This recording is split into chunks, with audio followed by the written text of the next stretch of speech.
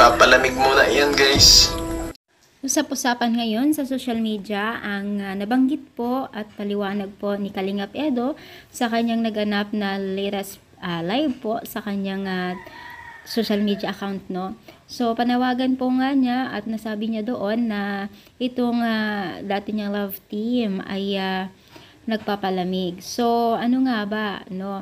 So dahil nga po diyan ay talagang marami pong nakikinig kay Kalingap Edo at umaasa po na mabuo pa rin po ang dating samaan, no.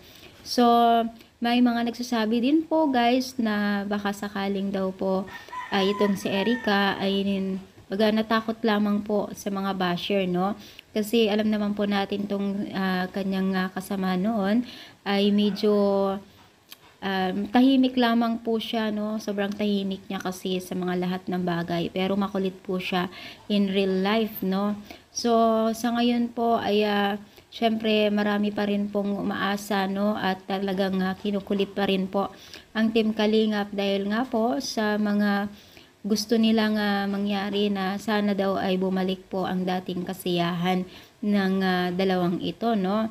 So syempre hindi natin sila maiwasan kasi talagang minahal nila yung dalawang ito bilang isang magkasama, no, at magka-love team. Syempre andyan na rin po sila Kalingap Rab na talagang kinukulit nila itong sila Kalingap Rab. Pero syempre sabi nga po ni Kalingap Rab ay mag-antay lamang po tayo kung ano man maging desisyon niya, ay talagang welcome pa rin po sa Team Kalingap.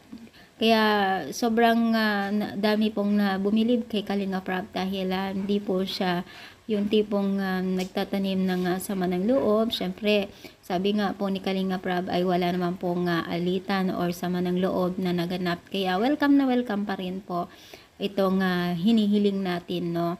Sa ngayon po ay masaya naman po ang mga Team Kalingap, ang bawat isa, sila Erica, no. So ngayon po ay masaya pong tumutulong pa rin po ang Team Kalingap para lamang po sa mga nangangailangan ng tulong, na handa pa rin po silang tumulong sa mga netizens na nangangailangan ng tulong, na kahit na tag-ulan, tag-init, ganun, alam naman po natin ang panahon ngayon.